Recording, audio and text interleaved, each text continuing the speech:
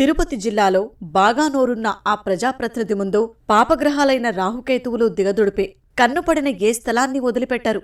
ఇసుక, మట్టి దోపిడీ నుంచి రేణిగుంట ప్రాంతంలో పారిశ్రామికవేత్తల నుంచి వాటాల వసూళ్ల వరకు అన్నింటిలో మహాదిట్ట. ఆయన తన అనుచరుల ద్వారా కబ్జా చేసి ప్లాట్లు వేసి అమ్మిన భూముల విలువే 100 కోట్లకు చేరి ఉంటుందని అంచనా. సువర్ణముఖి నది నుంచి రోజు 100 ట్రాక్టర్ల ఇసుక, దేవస్థాన భూముల నుంచి నిత్యం 100 టిప్పర్లతో మట్టి దోపిడీ ద్వారా భారీ మొత్తంలో వెనకేసుకుంటున్నారు. ఎవరైనా అడ్డుపడితే కేసులు పెట్టించి వేధించి దారికి తెచ్చుకోవడంలో ఆయన్ను మించినవారు లేరు. రాహుకేతు దోష నివారణ పూజల కోసం శ్రీకాళహస్తి దేవస్థానానికి వచ్చే భక్తులను వదలకుండా మండపాల వారీగా మనుషుల్ని పెట్టి దోచుకుంటారు.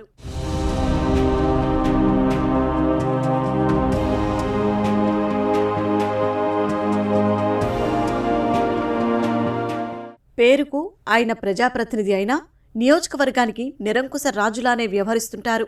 ఏ పని కావాలన్నా ఆయన అనుచరులను సంప్రదించాలి. ఆయన ఆమోదం లేకపోతే నెలలు, ఏళ్లు గడిచినా దస్త్రాలు మూలన పెట్టేస్తారు. రేణిగుంట, తొట్టంబేడు మండలాల్ని తన కుమార్తెకు కట్టబెట్టారు. అక్కడ బదిలీల నుంచి భూకబ్జాలు, సెటిల్మెంట్లన్నీ ఆమె కనుసన్నల్లో జరగాల్సిందే.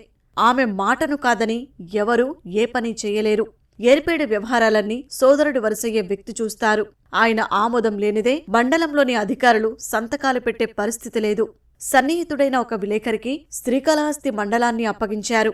మండలంలోని ప్రభుత్వ కార్యాలయాలు, ఇతరత్ర ఏ పని కావాలన్నా ఆయనే చూస్తారు. మాట వినని వారిపై అక్రమ కేసులు బనాయించి ఇబ్బందులు పెట్టి చివరకు తమ వద్దకు రప్పించుకోవడంలో ఆరితేరారు.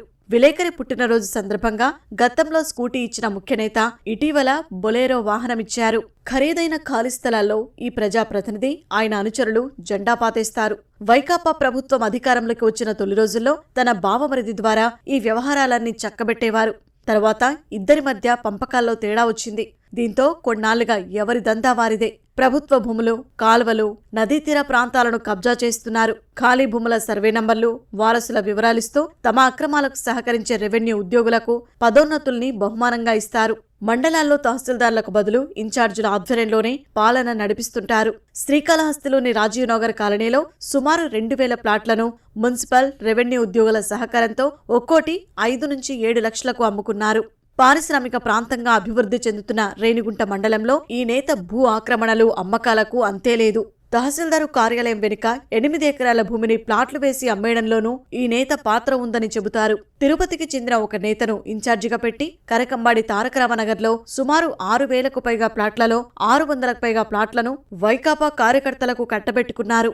రేణిగుంటలోని ఎళ్లమండ్యంలో సుమారు 30 ప్లాట్లను ఒక్కోటి 5 లక్షల చొప్పున విక్రయించారు. కుర్రికాలువ, గాజుల మండ్యం, పాత రేణిగుంట, కరకంబాడి, వెంకటాపురంలోని ఖాళీ భూముల్లో తన అనుచరుల ద్వారా ప్లాట్లు వేయించి అమ్మించి వాటాలు అందుకున్నారని కార్యకర్తలే చెబుతుంటారు. ఈయన అవినీతిని అడ్డుకున్న అధికారులపై సస్పెన్షన్, బదిలీవేట్లు తప్పలేదు.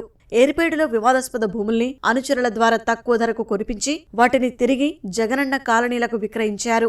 ఈ వ్యవహారంలో 100 కోట్లకు పైగానే వెనకేసుకున్నట్లు ఆరోపణలు వినిపించాయి.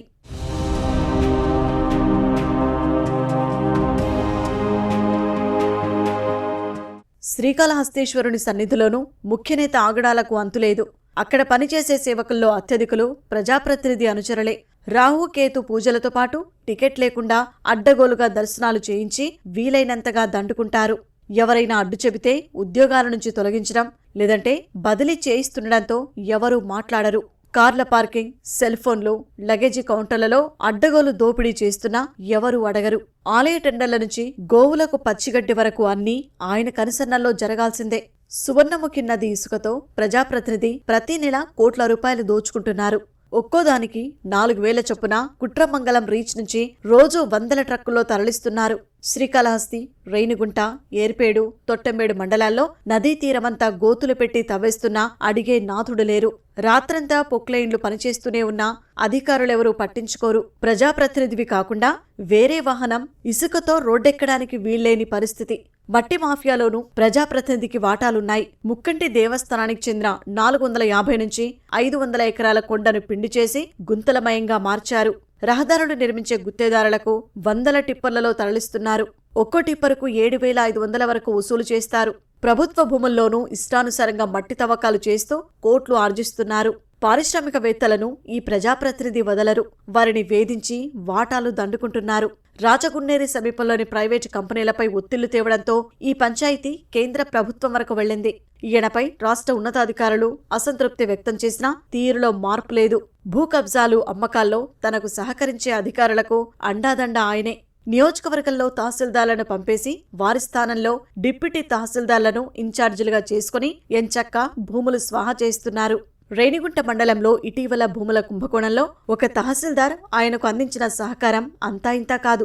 అందుకే ఆయనకు సంఘనేతగా పనిచేసే అవకాశం దక్కింది. భూ కుంభకోణాల ఆరోపణలపై ఆయన్ను ప్రభుత్వం బదిలీ చేసిన ప్రజాప్రతినిధి ఆయన్ను వెనకేసుకొచ్చి తన ప్రాంతంలోనే పోస్టింగ్ ఇప్పించుకున్నారు. సొంత పార్టీలో తన మాట వినని వారితో పాటు ప్రతిపక్షంలో చురుగ్గా వ్యవహరించే వారంతా ప్రజాప్రతినిధికి గిట్టనివారే. అక్రమ కేసులతో వారిని భయపెట్టి తన దారికి తెచ్చుకుంటారు. తెదేపాకు చెందిన 35 మందిపై అక్రమ కేసులు పెట్టించడం చర్చనీయాంశమైంది. పాలసంఘం ఎన్నికల్లో నామినేషన్ వేస్తారని తెదేపా నేతపై రాళ్లదాడి చేయించారు. జనసేనలో ముఖ్య నేతలపైన కేసులు పెట్టించారు.